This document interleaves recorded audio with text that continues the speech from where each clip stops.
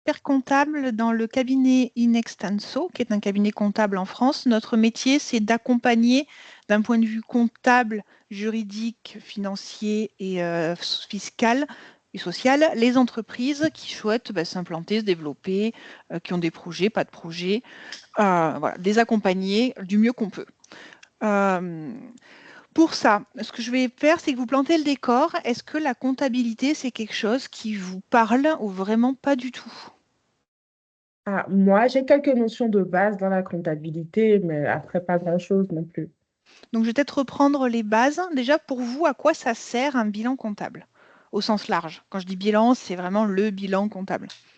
Connaître son résultat. Ouais, c'est une très bonne réponse. Est-ce que vous avez, Christelle, Bénédicte, vous avez des idées? Euh, ouais, c'est en gros comprendre entre, bon, j'explique avec mes mots, mais entre Ouh, ce qui est rentré et ce qui est sorti, un petit peu faire une balance des deux et voir à la fin si finalement on a vraiment fait du bénéfice ou bien ou pas. ça complète l'idée de Boumi. Est-ce que ça sert aussi, ça sert qu'à vous ou est-ce que ça sert à d'autres personnes? À l'État pour savoir combien on lui doit. Ouais. Oui, Et peut-être aussi, je suis pas sûre. Oh, vous il m'entendez n'y pas? a pas d'idée bête, hein. Je sais pas si on doit faire un prêt ou un truc comme ça. Je sais pas si on regarde aussi, je pense. Vous Mais avez bon. dit de très bonnes réponses. Il y a 4 utilités au bilan. Il y a effectivement l'utilité pour vous, pour prendre des choix de gestion, savoir où vous allez, les résultats que vous faites. Ça va permettre vous de vous gérer votre entreprise. Ça, c'est la première utilité. La deuxième utilité, effectivement, c'est ce qui va servir au fisc. Non pas de calculer ce que vous leur devez, mais de contrôler que ce que vous avez calculé que vous leur devez correspond bien à la réalité. Parce que c'est vous qui faites les calculs de ce que vous devez à l'État. C'est pas drôle sinon. Ça sert effectivement tout ce qui est financeur, donc banque, investisseurs, pour avoir une idée de comment va votre activité, savoir s'ils vous prêtent pas. En général, c'est plutôt les banques. Donc, vous allez demander un prêt à une banque, ils vont vous demander vos bilans pour savoir qui vous êtes et comment vous gérez. Et la troisième personne à qui ça peut servir, c'est tout ce qui est fournisseurs et clients. Certains clients ne travaillent qu'avec des personnes qui ont des bilans avec tant de chiffre d'affaires ou avec tant d'ancienneté ou tant de capitaux propres. Et pareil, les fournisseurs, quand ils vont vous accorder des délais de paiement, alors, je ne suis pas sur le bon écran, je ne vous regarde pas.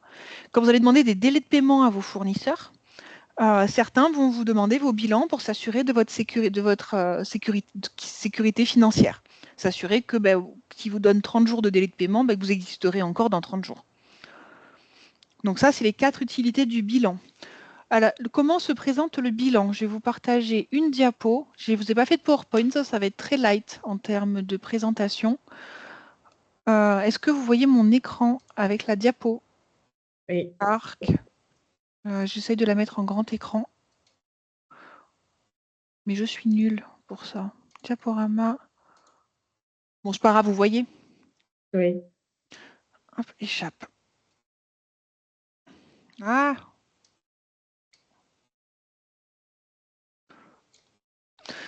Donc, qu'est-ce qu'un bilan? Ce qu'on appelle bilan en français, en réalité, ça recoupe 3 choses. Ça recoupe le bilan, le compte de résultat et les annexes qui correspondent aux comptes annuels. Donc le bilan, en fait, ce qu'on va faire, c'est une photo. On fait une photo d'une entreprise à un instant T, au moment de la clôture, ce qu'on appelle la clôture. Donc je fais ma photo et donc je regarde comment se présente ma photo. Donc dans ce bilan, l'idée c'est que le bilan soit le plus attrayant possible. Donc l'idée c'est de faire la photo au moment où il est le plus beau, comme tout photographe. On aime bien faire des photos quand on est au meilleur de notre forme. Donc c'est pour ça que la date de clôture, c'est quelque chose qui est important lorsque vous choisissez une date de clôture pour vos comptes. Aparté fini. Donc dans votre bilan, vous avez ce qu'on appelle des actifs immobilisés, des actifs circulants, des capitaux propres, des dettes. Donc actifs immobilisés, tout ce qui appartient à votre entreprise sur du long terme, que ce soit incorporel, brevet, licence, fonds de commerce, que ce soit corporel, une table qui vous sert à travailler, un ordinateur, un local, qui vous appartient, pas une location, et financière, des titres. L'actif circulant, vous avez le stock, bon, facile à comprendre. Les créances, donc les créances, c'est ce qu'on vous doit. Donc les clients, quand on fait la photo, peut-être qu'ils vous doivent de l'argent, certainement même. L'État peut vous devoir de l'argent, les organismes sociaux et d'autres gens. Les disponibilités, c'est ce qu'on appelle disponibilité, c'est l'argent que vous avez concrètement sur le compte bancaire. Donc ça, c'est l'actif, mon patrimoine.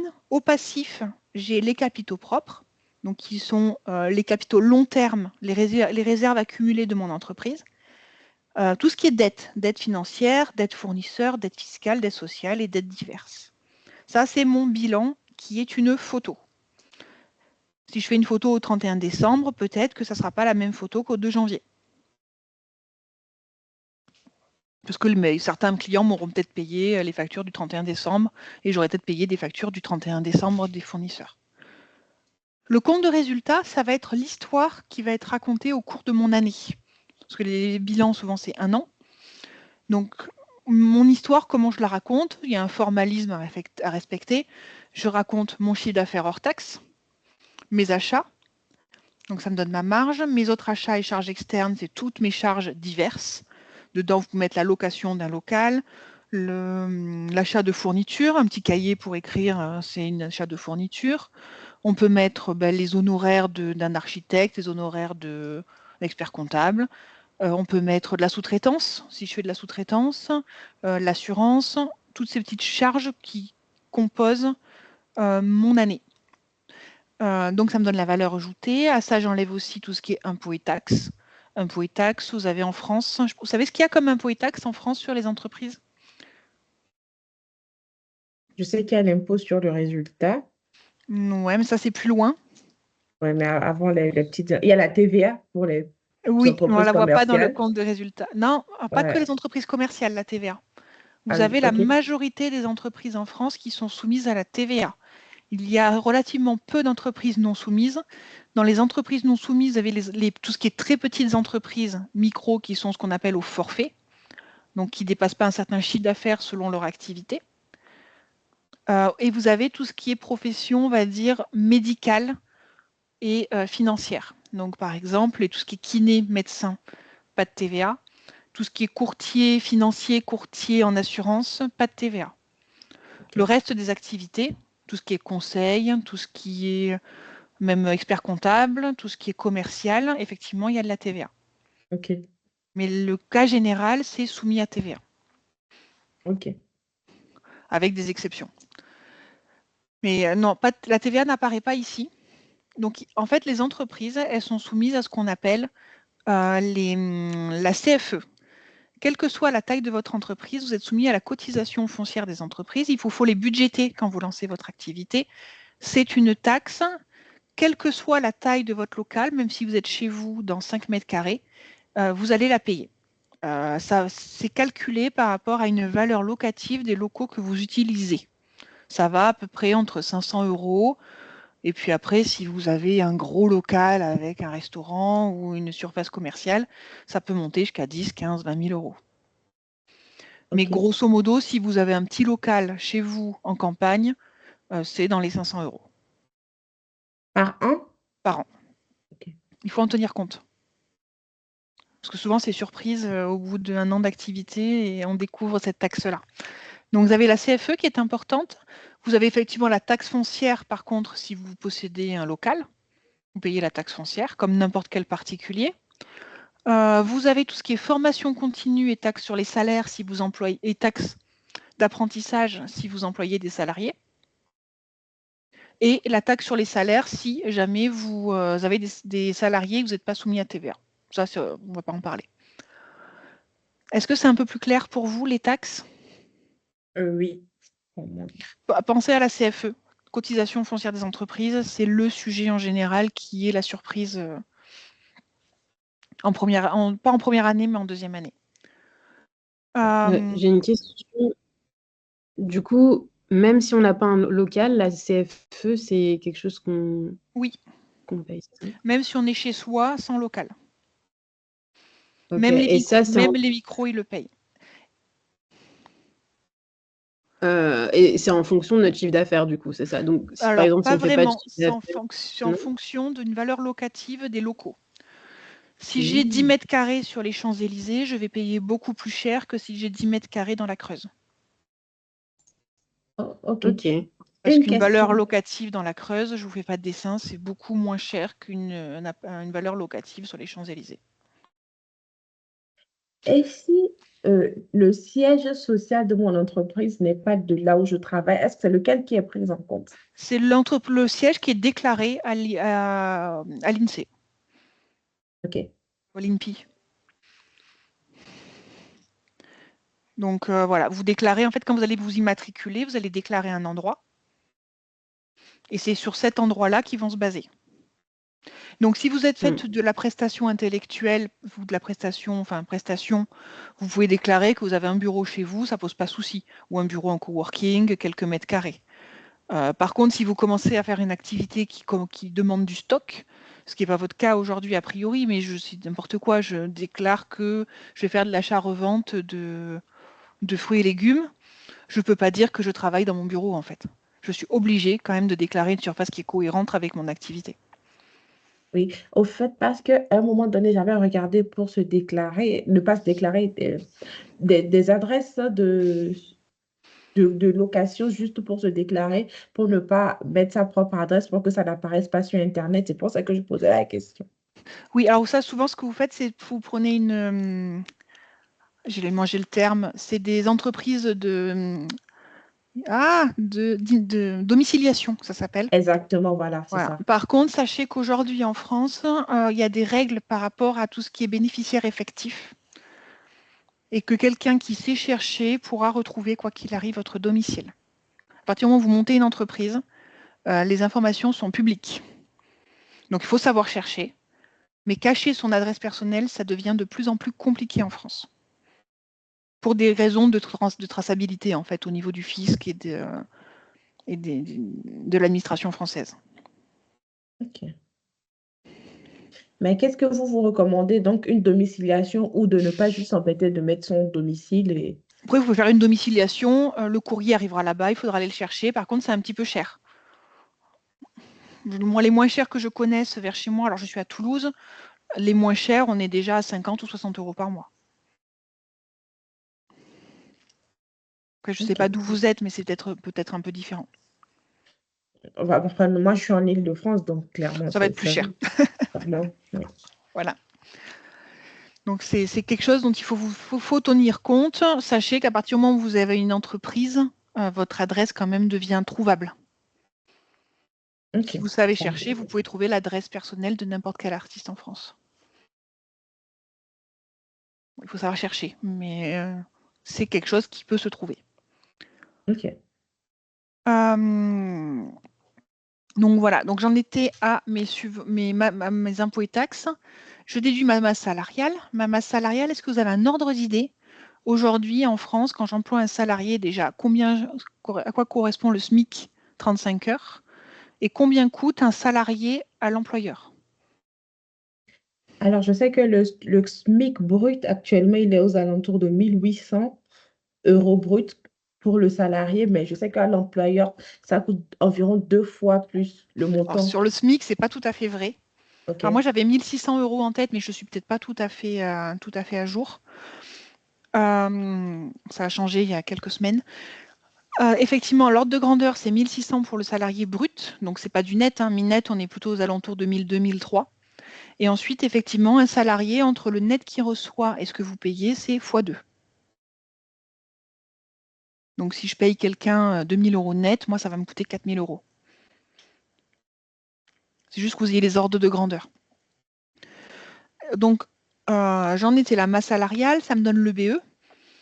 J'ai ce qu'on appelle des calculs de dotation aux amortissements, mais là, on est entre des choses un peu techniques.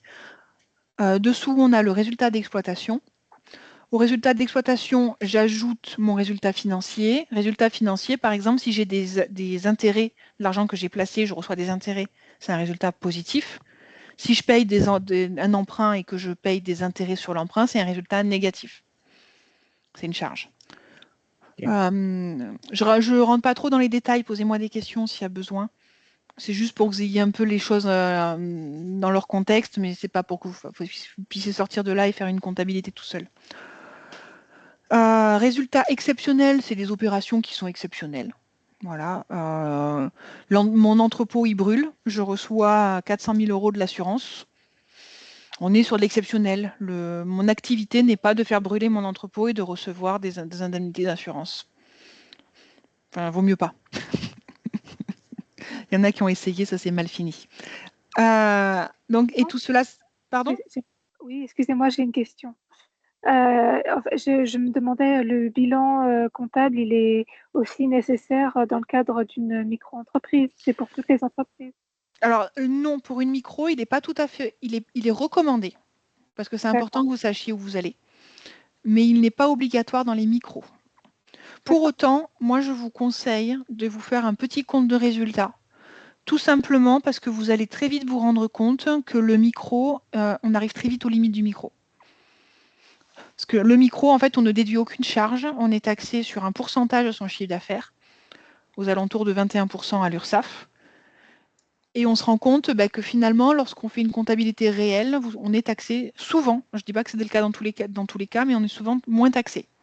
Donc ça vaut le coup, même en micro, de se dire je fais un petit compte de résultats et je regarde si j'étais au réel, est-ce que je serais moins taxé. Ça peut valoir le coup de faire régulièrement quand même le point. Vous m'aviez dit en début, quand je vous ai demandé à quoi sert un bilan et un compte de résultats, votre premier réflexe qui est très bon, ça a été de me dire ça me sert à moi. Donc il faut que vous vous disiez finalement, même en micro, ce n'est pas une obligation. Pour autant, il faut que ça me serve. Il faut que ça me serve, il faut que je sache où j'en suis, il faut que je sache, parce qu'en micro, finalement, vous ne savez pas, en général, vous ne savez pas du tout où vous en êtes. Je sais pas, moi, je n'ai jamais personnellement été au micro, mais j'ai accompagné quand même beaucoup de micro-entrepreneurs.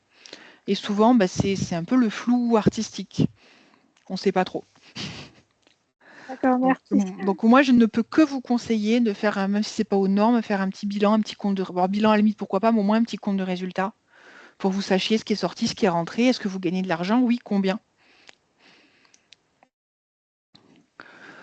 Voilà. On retrouve ici notre fameux impôt sur les sociétés, dont vous me parliez tout à l'heure, qui est une taxe qui est calculée sur les sociétés uniquement. Donc au micro, vous ne l'avez pas. Et vous avez le résultat de l'exercice. Donc voilà, je vous conseille de faire l'exercice, même sur des micros, que vous ayez un peu une idée de combien vous gagnez en fait. La participation, ça correspond à quoi déjà? La participation, c'est dans les sociétés. Quand vous dépassez 50 salariés depuis 5 ans, l'employeur a l'obligation de mettre en place la participation. Ah, Et c'est un calcul légal par rapport aux bénéfices. Ok. Et là, il est déduit du résultat de ce qu'on a. Et là, elle est déduite du résultat. Ok. Et c'est les salariés qui le touchent au prorata de leur ancienneté. Et enfin, il y a des règles. Ok, ça marche. C'est clair. Est-ce que vous avez des questions sur ce point-là? Ce que je ne vous ai pas dit, c'est les annexes. Je vous ai dit qu'il y avait des annexes. Les annexes, c'est tout simplement des tableaux qui permettent d'expliquer ce qu'on dit dans le compte de résultat et dans le bilan. C'est des précisions sur les méthodes qu'on a utilisées, sur des informations utiles pour comprendre. Est-ce que vous avez des questions à ce stade? Non, merci. Pas à mon niveau. Pardon? Pas pour moi. Moi, j'ai pas de Ok. questions. Donc, on m'a demandé de vous parler de la facturation. Hop. Les factures. Même au micro, vous devez quand même émettre des factures. Et en tant qu'entreprise, c'est important d'émettre des factures. Les factures, c'est un document qui va être en droit français, en droit de la comptabilité, un élément incontournable. Il y a 2 types de factures. Il y a ce qu'on appelle les factures d'achat et les factures de vente. Ça va vraiment être les justificatifs des opérations que vous allez réaliser. Donc, les factures, les factures d'achat, elles vont être nécessaires en France pour justifier d'une déduction ou d'un achat. Donc, aujourd'hui, vous êtes au micro, vous allez dire, de toute façon, si vous êtes au micro, vous allez dire, je ne déduis rien. Sauf que ce n'est pas voué à perdurer. Aujourd'hui, si vous êtes ici, c'est que vous avez une envie entrepreneuriale et c'est que vous avez envie de développer votre activité. Je vous rappelle que le micro, ce n'est pas un statut social, pas un statut fiscal qui est voué à perdurer. Le micro, c'est un avantage, un système, un régime fiscal qui vous permet de lancer votre activité, de tester une activité économique sans trop de frais, sans trop de formalisme, mais qui est censé être voué à aller vers une activité au réel. Ou alors, c'est que c'est créé aussi pour tout ce qui est activité secondaire, mais activité secondaire vraiment très secondaire. Moi, je suis expert comptable. Demain, je suis passionnée par les perles. J'ai envie de vendre des bracelets sur Internet parce que je les trouve magnifiques et que des gens veulent me les acheter. Le micro, c'est fait pour ça. Mais on est vraiment sur du secondaire. Il faut que vous l'ayez en tête. Parce que dans le micro, vous n'avez quasiment aucune protection sociale. Et vous cotisez très peu pour votre retraite. Donc vous avez l'air de ne pas être très âgé. Mais pour autant, dans 40 ans, ça aura son importance. Ok. Donc c'est pour ça que je vous parle des factures, parce que j'espère que vous allez être amené quand même rapidement à facturer. Et même au micro, il faut que vous conserviez vos factures, parce que le jour où vous allez passer au réel, vous en aurez besoin. Même pour vous, pour savoir où vous en êtes. Ok. Et quel est le seuil de chiffre d'affaires pour la micro-entreprise, déjà? Alors, ça dépend quand. Ok. En ce moment, on a des débats parlementaires sur la micro. C'est des débats. Donc, le micro a eu des seuils qui ont bougé beaucoup depuis juillet 2024. Il y a eu une modification cet été qui a été annulée. On a une nouvelle modification qui a essayé que nos élus ont essayé de faire passer avec la loi de finances qui a été annulée. Donc, je vais vous donner une information qui est valable aujourd'hui, mais je ne suis pas sûre que cette information sera valable la semaine prochaine. Ok. Alors, la semaine prochaine, si, mais je ne suis pas sûre que ce sera valable le mois prochain. Donc, il faut que vous ayez en tête que la micro, c'est quelque chose qui est de plus en plus qui est en train d'être réduit. Les micros, je vais vous montrer comment on les trouve. Vous avez un site qui s'appelle Service Public, qui est un site du gouvernement, et qui vous donne l'information sur le micro. Hop. Donc voilà, en fait, ça dépend de votre activité.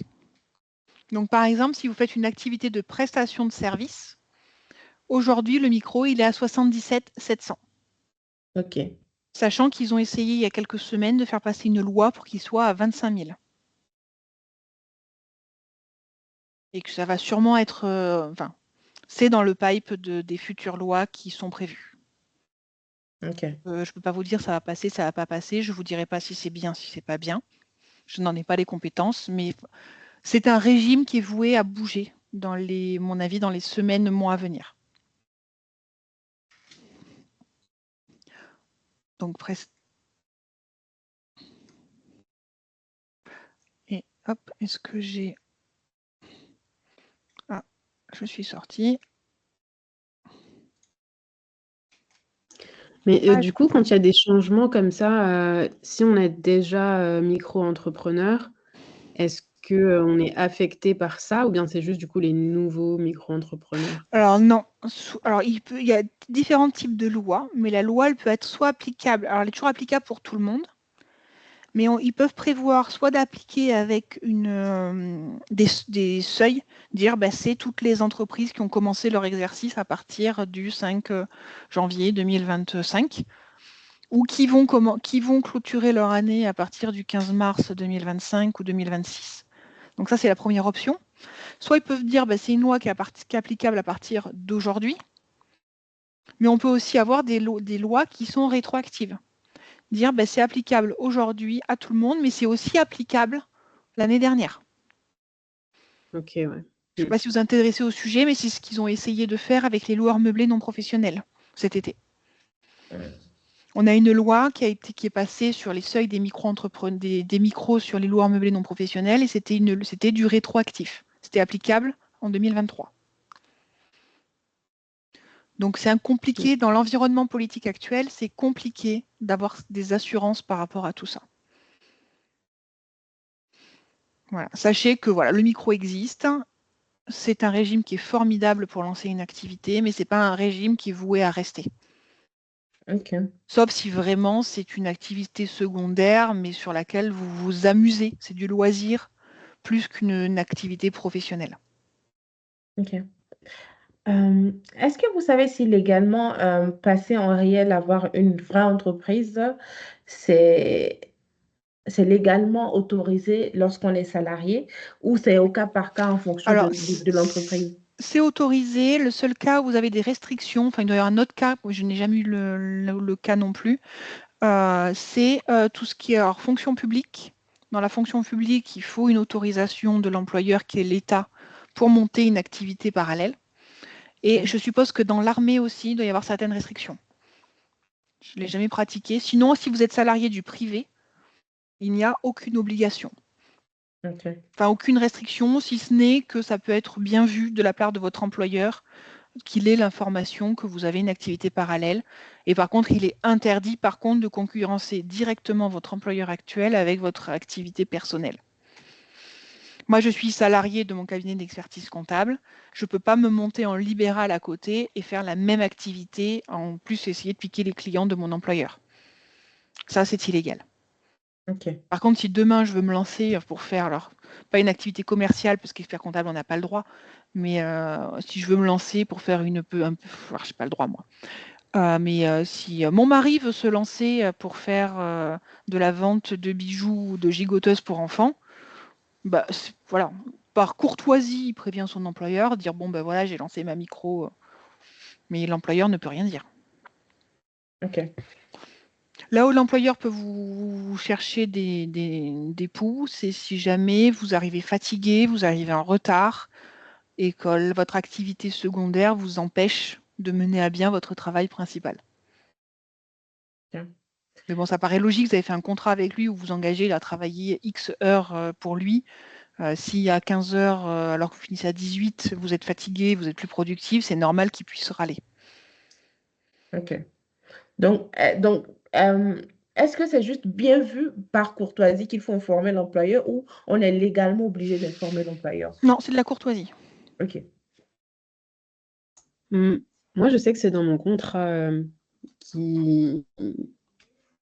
que je dois leur indiquer si j'ai une activité autre. Mais après, bon, j'habite aux Pays-Bas, donc c'est différent de la France, je suppose. Ouais, sûrement. En France, on a une obligation de loyauté envers l'employeur. Donc, à partir du moment où vous êtes loyal en travers votre employeur, il n'y a pas de raison que vous n'ayez pas le droit de faire ce que vous voulez.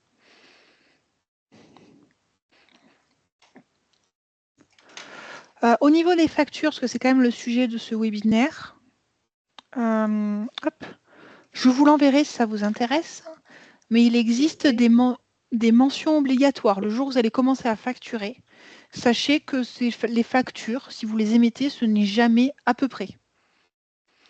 Les factures, il y a un très très gros formalisme à respecter en France.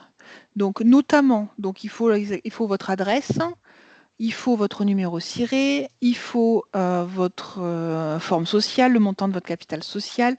Quand vous facturez quelqu'un, il faut son nom précis, il faut une date sur les factures, je vous l'enverrai.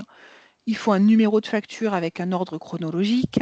Il faut que vous détailliez précisément ce que vous vendez avec un prix unitaire, avec les taux de TVA qui sont apparents.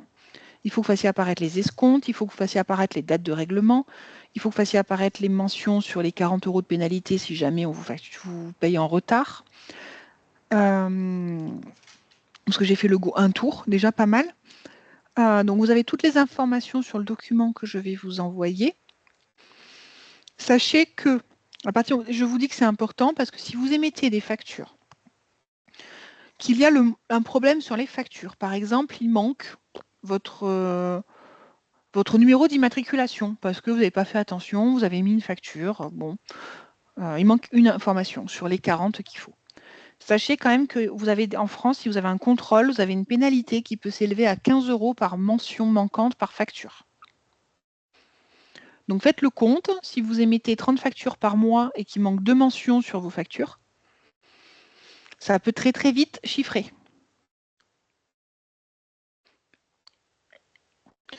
Donc c'est important de faire des factures correctes. Est-ce que vous voulez qu'on détaille ce document? Est-ce que vous souhaitez... comment vous voulez fonctionner? Comme on n'est vraiment pas nombreux. Mmh, de toute façon, on va recevoir les mentions légales. Oui, Je peux vous le mettre à disposition dans la discussion. merci. Euh, Ah non, je peux pas. Je l'enverrai du coup. Je peux OK, pas. merci. Parce que je fais pas partie de la... Je fais pas partie de l'organisation. Donc je l'enverrai par mail, comme ça vous l'aurez. OK, merci.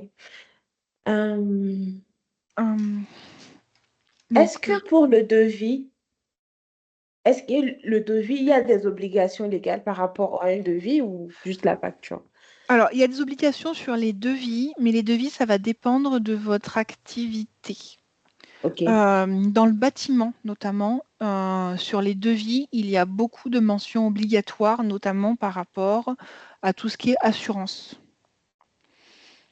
Ça, c'est important. Mais apparemment, vous n'êtes pas dans le bâtiment, ni non, aucune de vous pas pour trois. moi. Du coup, sur le devis, les devis, c'est un peu comme les factures. Il faut qu'on puisse vous identifier. Donc, tout ce qui est trait à l'identité du vendeur, donc la partie 1 et la partie acheteur 2, ça va être comme les factures. Il faut bien que OK, vous mentionniez qui vous êtes, comment vous êtes immatriculé et à qui vous faites le devis. Le devis, il doit être précis. L'idée, c'est que vous allez avoir un accord ferme de votre client sur une base d'un devis. Donc, plus votre devis est flou, plus le client, futur client en cas de litige, il va trouver des raisons de ne jamais finalement vous payer. Ce qui va dire, bah oui, il va vous dire, bah effectivement, j'avais payé tel devis, mais bon, bah voilà quoi, c'est pas ce que je voulais. Donc il faut être le plus clair, précis possible, encore plus que dans la facture. Quand vous faites un devis, il faut vraiment préciser. On ne fait pas juste un devis conseil marketing. On fait un devis, bah, je vous propose un conseil marketing. Dedans, il y a telle prestation. Le temps que j'estime, il est de temps, de, je sais pas, 8 heures, 9 heures, 10 heures, j'en sais rien, avant d'avoir l'accord du client. OK, C'est important de bien préciser quelle est la prestation qu'on va faire pour lui, quel est le tarif. Après, vous pouvez très bien faire un tarif qui est un tarif horaire. Faire un devis, dire moi, par exemple, moi, expert comptable, je travaille à 80 € de l'heure. Je vous propose telle mission. Telle mission, généralement, ça prend entre tant d'heures et tant d'heures. Donc, je donne une fourchette quand même pour que le client sache sur quoi il s'engage. Et ensuite, derrière, on peut également dire que en cas de dérapage par rapport à ce budget, je vous informerai de telle manière pour prendre les mesures avec vous adéquates. Le devis, ça va être le pré-engagement du client. Parce que je suppose que vous n'allez pas faire signer de contrat formel par rapport à votre activité pour l'instant. Donc vraiment, le devis doit faire office de pré-contrat. OK, Et ce qui est également important dans le devis, c'est que vous mentionnez bien la date et que vous mentionniez bien jusqu'à quand le devis est valable. Que vous n'ayez pas quelqu'un qui revienne 4 ans après en vous disant « Ah ben finalement, je prends le devis ». Sauf que dans 4 ans, après 5 ans d'inflation dans 4 ans d'inflation à 5, 6, 7%, le devis de 2025, il sera peut-être plus valable en 2028. En 2025, vous pouvez vous engager à faire une prestation dans les 3 semaines, parce que vous démarrez l'activité, vous avez l'effectif, vous avez le temps. Peut-être qu'en 2028, quand vous aurez beaucoup de demandes de prestations de services ou de demandes de clients, vous n'aurez peut-être plus le temps, vous ne pouvez peut-être plus vous engager à le faire dans les 15 jours. OK. Est-ce que le fait de demander au client de signer le devis et de nous le renvoyer, ça fait déjà office de Oui, pré-engagement? OK. oui. Si vous avez besoin d'aller devant la justice, c'est ce qui va vous permettre de prouver que le client s'est engagé. Et je ne pourrais que vous conseiller de faire payer des acomptes. Vous avez le droit de faire payer des acomptes à vos clients. OK. Et dans ce cas, est-ce que lorsqu'il paye un acompte, je dois faire 2 factures, c'est ça? Ou je lui Alors, fais qu'une seule facture à non, la fin de la vous avez, prestation? non, vous avez l'obligation de faire une facture d'acompte. Dessus, il faut qu'il y ait marqué facture d'acompte selon devis un tel. Et à la fin, vous ferez la facture totale. Donc, vous reprendrez la totalité du montant. Et vous aurez une ligne dessous où vous déduirez le montant de l'acompte. OK. Je dis n'importe quoi, je fais une prestation à 10 000 €. Je facture en janvier 2025 un acompte de 5 000 €. Donc, mon client, il me paye 5 000 € en janvier. En mars, je finis ma prestation. Donc, je facture 10 000 €. Prestation de suivi, accompagnement, marketing pour le produit un tel. Et par contre, je vais faire 10 000 moins acompte facture numéro 44 500 moins 5 000. Reste à payer 5 000. OK. La facture d'acompte est obligatoire en France. OK. D'autant plus si vous êtes soumis à TVA. Ça C'est une marche. obligation. La TVA, elle est de 20%, quelle que soit la nature de l'activité, la taille de l'entreprise, c'est bien ça? Oui. Non, non. OK. Pas de souci, je vais vous parler de la TVA. Alors la TVA, est-ce que vous savez comment ça fonctionne un peu? Euh, Qui c'est qui paye la TVA en France? le consommateur final. Aujourd'hui, la TVA, c'est ce qui rend flou le plus les caisses de l'État. C'est la plus grosse entrée fiscale de l'État français, c'est la TVA. La TVA est payée par tout consommateur ou association ou entreprise non soumis à TVA. En fait, en France, vous avez deux catégories de personnes. Vous avez les personnes qu'on appelle consommateurs qui ne sont pas soumis à TVA et vous avez les assujettis à TVA. Il n'y a que ces deux catégories de personnes fiscalement en France au regard de la TVA. La TVA, il y a un taux. Alors, tout le monde n'est pas soumis à TVA. Donc, vous avez par principe, une entreprise est soumise à TVA. C'est le principe. Une activité économique est soumise à TVA. Ensuite, vous avez les exceptions, parce qu'on est en France. Enfin, aux Pays-Bas, je ne sais pas, mais en France, on adore les exceptions. Donc, vous avez tout ce qui est micro-entreprise au sens de la TVA. Donc, vous pouvez choisir le régime de la franchise de TVA. Si vous ne dépassez pas un certain seuil de chiffre d'affaires, ça fonctionne exactement comme le micro. Il y a des seuils suivant votre activité où vous n'êtes pas soumis, des seuils qui sont très très bas. Prestation de service, de mémoire, c'est 36 000 €. Alors très bas, tout est relatif. Hein. Mais 36 000 € finalement, quand vous avez une activité économique, ça c'est pas beaucoup. Ça représente 3 000 € par an, par mois, de vente, hein, pas d'argent que vous récupérez. Ensuite, vous avez des entreprises qui ne sont pas assujetties à la TVA. C'est ce que je vous disais, les professions médicales ne sont pas assujetties à la TVA. Tout ce qui est médecin, en fait, c'est remboursé par la sécurité sociale. Donc, la sécurité sociale ne va pas rembourser un consommateur qui paye la TVA. C'est un peu idiot. C'est comme si la sécurité sociale payait la TVA, donc ça n'a pas de sens. Donc déjà, tout ce qui est remboursé par la sécurité sociale, il n'y a pas de TVA. Parce que ce n'est pas le consommateur qui paye, c'est l'organisme, c'est l'URSSAF. Enfin, la CPAM. Ensuite, vous avez tout ce qui est, ce que je disais, profession financière pure. Tout ce qui est établissement bancaire notamment, courtier en crédit, courtier en assurance, les assurances, tout ça c'est non soumis à TVA. Et vous avez quelques associations à but non lucratif, tout ce qui est club de sport, qui sont assimilés en fait à du consommateur. Sinon, tout le monde, toute entreprise paye la TVA. Vous avez raison. Est-ce que vous avez en tête les taux de TVA? Il en existe plein. Ah, le seul que moi j'ai, c'est 20%. Moi, je crois qu'il y en a à 34 aussi, mais Alors, non. peut-être chez vous, mais en France, non. Non, vous avez 20%, c'est le plus gros en France. Ensuite, vous avez 10%. Vous avez 5,5 et vous avez 2,10. OK. Donc, grosso modo, 20%, c'est le taux normal. C'est le taux classique qui est le taux de TVA en France. 10%, c'est le taux réduit qui correspond notamment à tout ce qui est restauration. Quand vous allez à McDo, si vous regardez votre ticket, votre TVA, elle va être à 10%. Enfin, sauf sur l'alcool. Ensuite, vous avez 5,5 qui est le taux ultra réduit, ce qui est sur tout ce qui est produit de première nécessité. OK. Donc tout ce qui est alimentaire dans les supermarchés, si vous regardez votre ticket, ça va être du 5,5.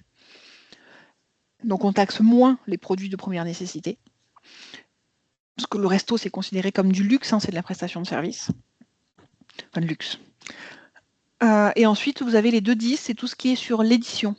Si vous achetez un livre, si vous faites attention, ou un magazine, le taux de TVA sera à 2,10, 2,1%. Donc voilà, donc le taux de TVA que vous allez devoir appliquer, ça dépend de votre activité. Sachant que si vous faites du conseil, au sens large, ça va être du 20%.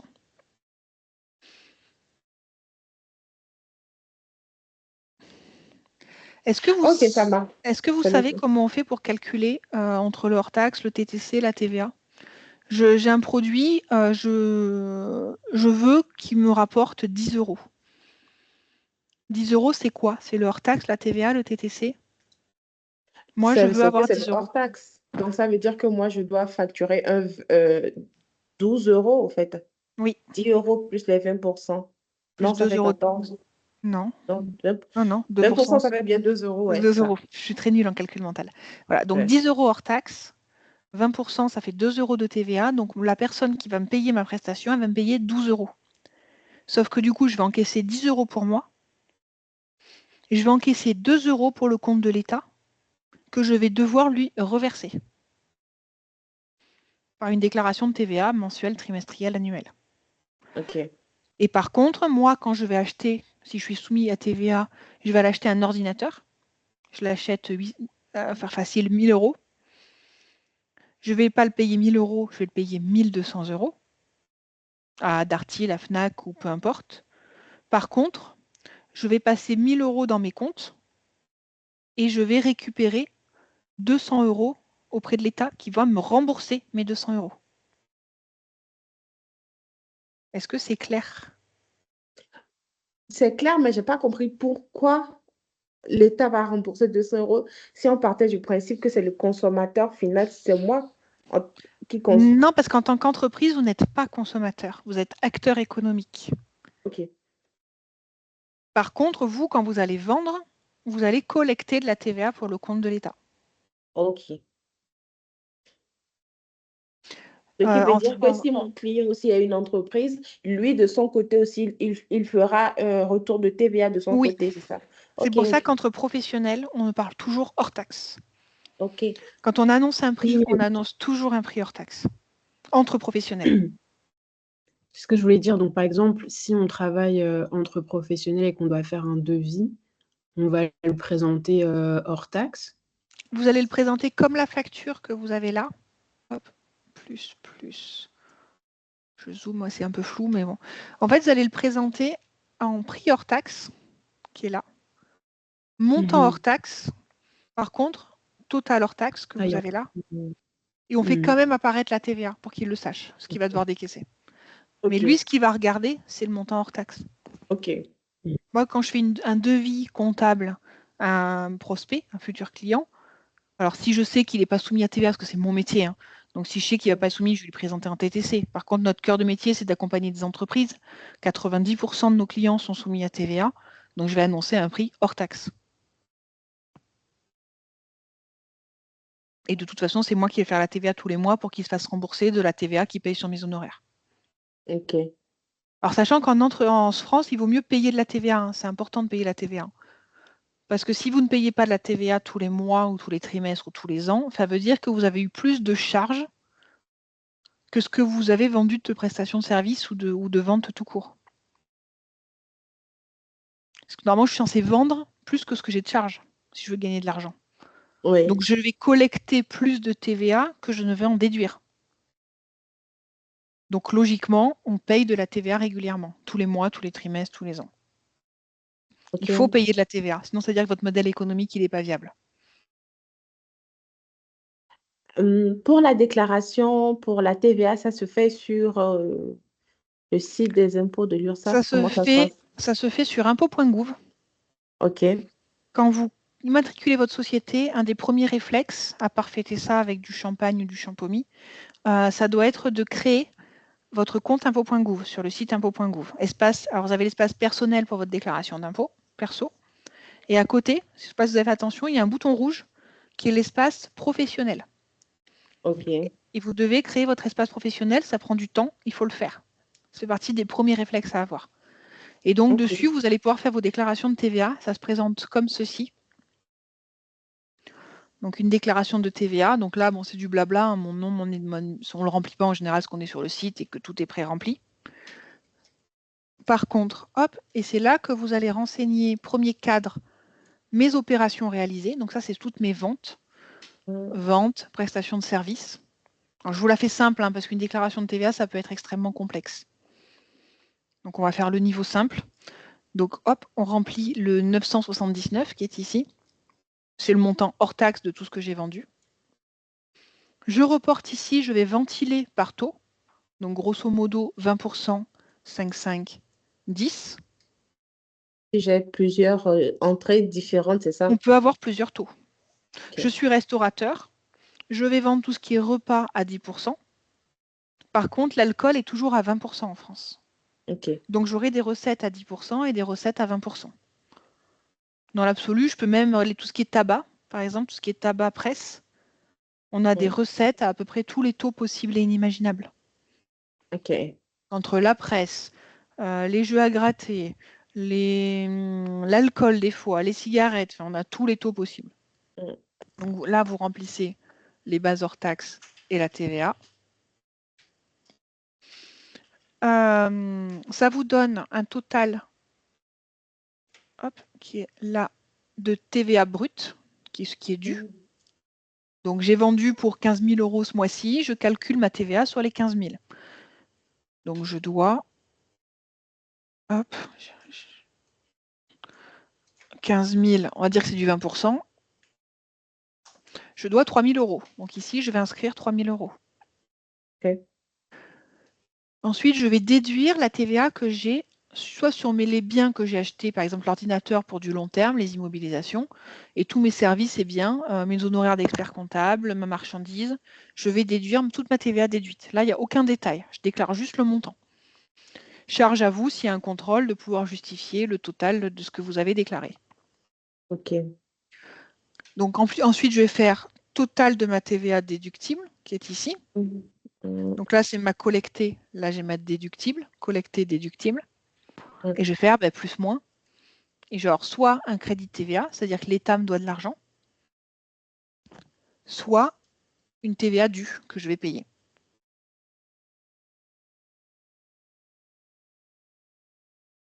Et ça, normalement, si vous avez un expert comptable, c'est lui qui s'en charge tous les mois. Qui se charge de justifier, qui se charge de récupérer les justificatifs, qui se charge de vérifier ce qui est fait, ce qui n'est pas fait, et comment il faut le déclarer. OK. Donc, si je comprends bien, bon, si on se débrouille tout seul au début, on remplit juste cette fiche qu'on soumet et qu'on paye si on doit à l'État. Mais on ne soumet pas de justificatif. Mais si jamais il y a un contrôle, on doit l'avoir. Oui, c'est ça. C'est du déclaratif. C'est comme votre déclaration d'impôt. Okay. Vous faites une déclaration et puis si vous êtes contrôlé, il faut pouvoir justifier de ce que vous avez déclaré. OK. Si au moment de la création de notre compte sur impôt.gouv, on choisit, on peut changer après la fréquence de déclaration. Alors, ce n'est pas sur le site impôt.gouv, là, c'est lors de la création. Vous allez le faire ce qu'on appelle le CFE, qui n'est pas la même CFE que tout à l'heure. Mais suivant votre activité, par exemple, si vous êtes artisan, ça se fait à la Chambre des métiers et de l'artisanat, la CMA. Si vous êtes commerçant, c'est la Chambre de commerce. Si vous êtes libéraux, tout ce qui est profession réglementée, profession médicale, profession intellectuelle, là, par contre, c'est l'URSSAF. Donc, vous allez faire votre déclaration. Maintenant, ça se fait tout en ligne. Hein. Vous allez faire votre déclaration et c'est sur le formulaire de déclaration que vous allez cocher. Dire, je veux une TVA au mois, je veux une TVA à l'année, je veux une TVA au trimestre. Et ensuite, si vous voulez faire soit la modification, elle va être de droit. Par exemple, si vous déclarez trop de TVA à payer au trimestre, vous allez passer obligatoirement au mois. Si vous dépassez 15 000 € de TVA par trimestre, on va vous passer au mois automatiquement. Sinon, il faut faire une lettre d'option aux impôts. On écrit chers impôts, je souhaite dorénavant payer ma TVA tous les mois. Et on leur envoie le courrier. Alors, souvent, on fait des mails. Hein, maintenant, on ne fait plus des vrais courriers, ça n'existe plus. On fait un mail et les impôts changent de leur côté l'imposition. Ok, Alors, mais on peut pas passer de 1 mois à 3 mois, non. on peut passer facilement de année vers trimestre, de trimestre vers mois, ou d'année vers mois. L'autre côté, c'est plus compliqué. Ok. Après, en vrai, quand vous commencez à avoir une activité économique qui est suivie avec des volumes importants, quand je dis important, c'est pas forcément en montant, mais pas mal d'opérations, s'il y a de la TVA payée régulièrement, le fait de le faire au mois, en termes de trésorerie, ça vous aide à gérer. Parce que si je le fais tous les trimestres, bah, il faut que j'ai l'anticipation de ma TVA que je vais devoir payer, que je le mette de côté et que en fait, je passe du temps à gérer. Alors que si je le fais payer tous les mois, bah, tous les mois je paye, ça sort du compte bancaire, on n'en parle plus. Si j'ai une TVA à l'année, je peux avoir finalement 15 000, 20 000 euros de TVA en attente chez moi parce que je n'ai pas encore fait ma déclaration de TVA. Et finalement me dire j'ai de l'argent, c'est pas grave, du coup je vais en profiter, je vais acheter une nouvelle machine, un nouvel ordi pour mon activité, parce que j'en ai besoin, je ne vais pas faire de prêt parce que j'ai de l'argent. Sauf qu'en fait cet argent il ne vous appartient pas. Il va falloir le sortir quelques semaines, quelques mois après, parce qu'il va falloir payer la TVA. Et on a des situations de trésorerie qui sont compliquées. Moi je ne peux que vous conseiller de faire, si vous êtes soumis à TVA, de le faire tous les mois. Sauf très très peu de volume, hein. S'il y a 50 euros à payer tous les trimestres, ça ne vaut pas le coup. Alors, j'ai encore une question. De ce que je sais, normalement, en France, pour la vente à l'exportation, on n'a pas de TVA, n'est-ce pas? Non. OK. Et dans ce cas, nous, en tant que prestataire, si on a des clients qui sortent en dehors de France, qu'est-ce qu'on fait dans ce cas? Alors vous, si j'ai bien compris votre activité, vous allez faire de la mise en relation en France.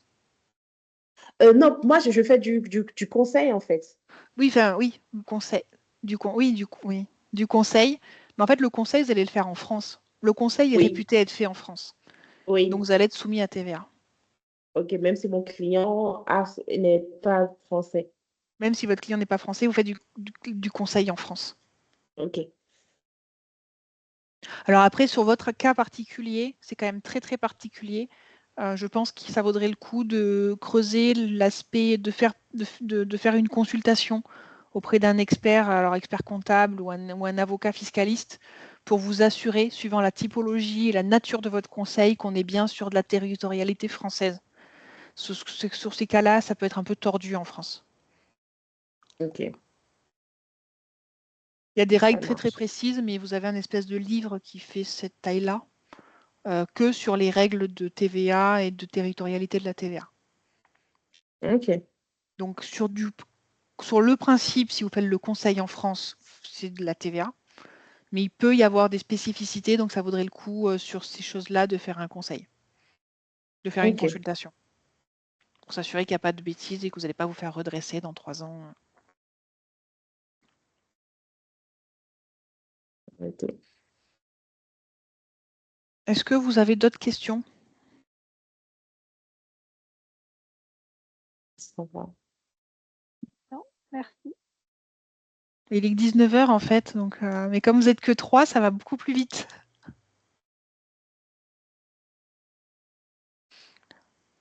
Après, je peux, si vous voulez, on peut faire. Est-ce que vous avez l'intention de monter une société dans les mois, années à venir? Hum, Moi, L'idée, oui. personnellement, je pense que je vais commencer en micro, hein. Et puis, j'espère que ça va évoluer assez vite pour passer en société, mais ouais, je vais clairement Bon, commencer par la ouais, pour micro. l'instant, calmement. Et vous, Bénédicte? Après, à ce moment précis, les idées sont très Hmm. floues, mais dans l'idée, si j'arrive à m'organiser dans les années, pas les mois, c'est sûr, mais dans les années qui suivent, j'aimerais bien. Et vous, Christelle? Non, moi, c'est le cas d'une micro-entreprise plus qu'une société. Ok. Donc, micro-entreprise, gardez quand même en tête, si j'ai des conseils à vous donner. Un, c'est de bien tenir votre journal des entrées-sorties, journal des recettes et des dépenses. C'est la seule obligation comptable que vous avez en micro-entreprise. 2, moi je vous conseille de faire un petit compte de résultats, même s'il n'est pas aux normes françaises, même s'il n'est pas tout à fait comme il faut, que vous sachiez où vous allez. C'est important. Et 3, alors je ne vais pas vous faire du conseil pour dans 2 ans parce que ça n'a pas de sens, mais sachez qu'en France, il y a plusieurs types d'entreprises. Et je veux que vous ayez en tête le fait que il faut que vous preniez conseil, même si ça a un coût, avant de créer votre entreprise. Parce que faire une SARL, faire une SAS, vous allez entendre plein de choses. Vous allez avoir plein d'amis, de copains, de connaissances, de famille qui va vous dire moi j'ai fait ça, c'est super. Sauf qu'en fait, chaque cas est particulier. Et on peut pas, si quelqu'un vous dit il faut faire une SARL et juste comme ça, sans vous expliquer pourquoi, il faut que vous creusiez le point. Moi, je vois dans mes clients beaucoup trop de gens qui ont fait une SAS, une SARL, ils ne savent pas trop pourquoi, ils ont fait comme leurs voisins, comme leur tante, comme leurs cousins. Et en fait, ce n'est pas du tout adapté à leur cas à eux. Parce que le statut social n'est pas le même, parce que les charges ne sont pas les mêmes, les enjeux ne sont pas les mêmes. Donc, ça ne sert pas à grand-chose que je fasse tout un cours théorique aujourd'hui parce que vous n'êtes pas sur le point de créer. Mais je veux que vous ayez en tête que vous allez voir un professionnel le jour où vous allez vraiment vous poser la question. Ok. Et je vous encourage à continuer à poser la question tant que vous n'avez pas compris exactement et précisément pourquoi vous devez faire telle chose et pas une autre. Ok, merci beaucoup, c'est très clair. Et parce que de toute façon, il n'y a pas de question idiote, hein, ça n'existe pas. Pour le journal des entrées-sorties, est-ce qu'il y a un format obligatoire à suivre ou... Il n'y a pas de format en tant que tel obligatoire. Par contre, vous avez des cahiers qui s'appellent les hexaconta, Hexa, H-E-X-A compta, Ok. qui sont des. Alors, vous le trouvez dans n'importe quel bureau Vallée ou magasin du genre, même en ligne, je pense sur Amazon, ils doivent y être. Et c'est des cahiers qui sont faits pour. Donc, ils ont les belles colonnes, c'est bien aligné comme il faut. Donc, c'est aidant, ça coûte peut-être 1 euro. Et ça permet d'avoir bien l'info comme il faut, bien aligné, c'est fait pour. Ok. Oh, en fait, c'est toujours à la main, on peut le digitaliser, non? Sans change. Oui, on peut le digitaliser. La problématique en France, quand vous digitalisez, donc dans 99,9% des cas, ça va passer. Et dans 0,01% des cas, vous allez tomber sur un inspecteur des finances publiques qui va être un puriste. Et le puriste, le livre de recettes dépenses comme la caisse, ça doit être sur un cahier, avec aucune page qui est oubliée ou des pages arrachées. Il faut qu'il n'y ait aucune rature, il ne faut pas qu'il y ait de blanco, il ne faut pas qu'il y ait d'espace, il ne faut pas qu'il y ait de gros trous, de petits trous, pour s'assurer en fait de l'exhaustivité de ce que vous écrivez. Et donc, le problème de l'informatique, le problème de l'Excel, c'est qu'en fait, si vous tombez sur un puriste, il va vous dire « mais qu'est-ce qui me prouve que vous n'avez pas rajouté ou enlevé des lignes après coup ?» Il n'y a pas cette assurance que le fichier n'a pas été altéré. Ok. Est-ce que vous avez déjà vécu des cas concrets de contrôle? Comment est-ce que ça se passe? Est-ce qu'ils débarquent chez vous, ils vous appellent? Alors moi, je n'ai jamais vécu de contrôle en 12 ans de métier. Alors, j'ai des collègues qui en ont vécu des contrôles, mais ça, je ne vais pas vous dire que c'est régulier, hein, c'est rare, très rare, les contrôles. Ça, souvent, c'est de la dénonciation dans des entreprises ce qu'on appelle des petites entreprises en France, hein, c'est pas péjoratif, c'est une dénomination, mais dans tout ce qui est entreprise qui n'est pas considéré comme une PME, donc moins de 5 millions de chiffre d'affaires, vous n'avez quasiment aucun contrôle. Pour autant, si vous avez quelqu'un qui ne vous aime pas, qui vous dénonce, ou si vraiment vous n'avez aucune chance et que ça vous tombe dessus, en général, ils ne débarquent pas. Vous recevez un courrier recommandé où ils vont soit vous informer qu'ils vont vers un contrôle et sur quel sujet, soit ils vont vous dire envoyez-moi tels éléments à distance. Donc soit c'est un contrôle de routine, ils pensent ne rien trouver, souvent ils le font à distance. Quand ils font à distance, on se dit bon, ils font un contrôle, ils ont peut-être remarqué une anomalie dans les déclarations, quelque chose un peu bizarre, parce que c'est de plus en plus chaîné en fait. Vous allez déclarer, je dis n'importe quoi, vous allez déclarer votre réel par l'alias fiscal sur impôt.gouv pour les professionnels, et vous allez aussi déclarer votre impôt perso. Ok. Donc s'ils considèrent qu'il y a une anomalie entre les deux déclarations de façon significative, vous pouvez avoir un contrôle. Mais en général, micro, je n'ai jamais entendu parler d'un contrôle. OK. Mais pour autant, ça pourrait. Je ne peux pas vous dire faites n'importe quoi, de toute façon, vous ne serez pas Oui, bien contrôlé. sûr. OK, Ça ne je serait pas le comprends. bon En conseil à fait, je vous voulais donner. savoir juste comment ça se faisait. Souvent, Donc, vous avez un courrier recommandé et après, soit ils viennent sur place, mais voilà, je vois pas trop le sujet. C'est que vraiment, ils pensent que vous avez fait quelque chose de grave. Sinon, après, ils demandent d'envoyer des justificatifs. OK, ça marche. Et toujours dans cette optique-là, lorsqu'on est en micro et qu'on a déclaré sur la partie professionnelle les impôts, donc ça veut dire que dans notre impôt personnel, on le redéclare encore ce qu'on a eu si on s'est Oui. payé? Ou Non, alors, micro, Ah, vous déclarez votre chiffre d'affaires. Donc, vous allez déclarer votre chiffre d'affaires à l'URSSAF tous les mois ou tous les trimestres, suivant ce que vous avez décidé. Et à la fin de OK, l'année, sur votre déclaration d'impôt, vous allez redéclarer votre chiffre d'affaires. OK. Et Même ils vont si faire je ne me suis pas l'abattement, versé de même salaire. si vous êtes rien versé. C'est le micro. OK, Le micro, vous déclarez votre chiffre d'affaires. OK. Et lorsqu'on est en société, je ne déclarerai dans mon perso que Que ce que si je vous me êtes suis payé. versé un salaire de ma Oui. société. OK, Par contre, micro, chiffre d'affaires. OK. Merci. C'est aussi les limites du système du micro. Je voulais juste m'assurer d'un truc sur la facture que vous aviez montrée. Ça, l'exemple avec toutes les informations, c'est pas pour le micro? C'est Genre, pas pour le l'info micro, non. Pour autant, OK. vous avez quand même intérêt à faire une facture qui ressemble à peu près à ça. Mmh. Parce que les Non, factures sont OK. aussi faites pour que vous puissiez vous protéger. D'accord. Non, c'est parce que je voyais toute cette information et je regardais certaines de mes factures qui manquaient certaines informations, mais c'est juste que c'est pas pour moi, quoi. Oui, alors par contre, tout ce qui est pénalité en cas de retard de paiement, ça vous avez intérêt à le marquer. Tout ce qui est Mmh. identification, le 1, 2, 3 avec le numéro de la facture, vous avez intérêt à les marquer. Moi, je peux que vous conseiller. Alors la TVA, vous n'êtes pas soumis à mon avis, donc là, la TVA, vous ne la marquez pas. Mais le reste, moi, je ne peux que vous conseiller de le marquer quand même. OK. Et je crois que j'avais vu, qu'il fallait rajouter, quelque chose justement sur le fait que la TVA était non applicable. Oui, alors vous l'avez quelque part, je pense, dans le document. OK. 1.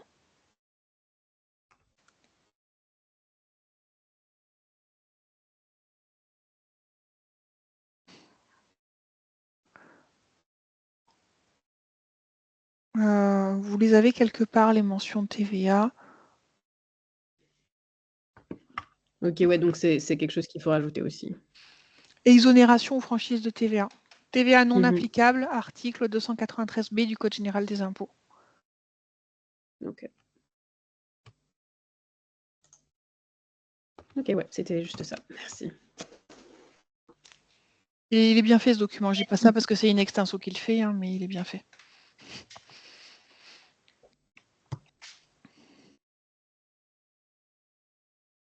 Hop.